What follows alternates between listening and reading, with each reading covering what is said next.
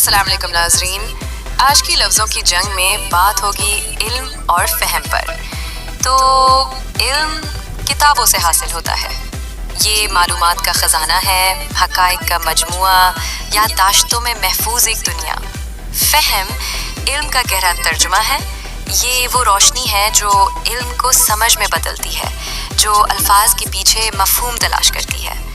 علم ہمیں بتاتا ہے کہ پانی H2O ہے، مگر فہم ہمیں سکھاتا ہے کہ پیاسے کو پانی دینا انسانیت ہے۔ علم بتاتا ہے کہ درخت آکسیجن دیتے ہیں، فہم یہ سمجھاتا ہے کہ درخت لگانا آنے والی نسلوں کے لیے ضروری ہے۔ علم سے انسان پڑھا لکھا بنتا ہے، فہم سے وہ باشعور۔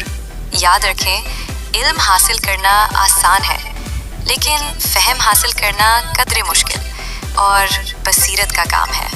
یہ تھے آج کے الفاظ علم اور فہم۔ اگر آپ کو یہ ویڈیو پسند آئے تو لائک اور شیئر کرنا نہ بھولیں۔ شکریہ۔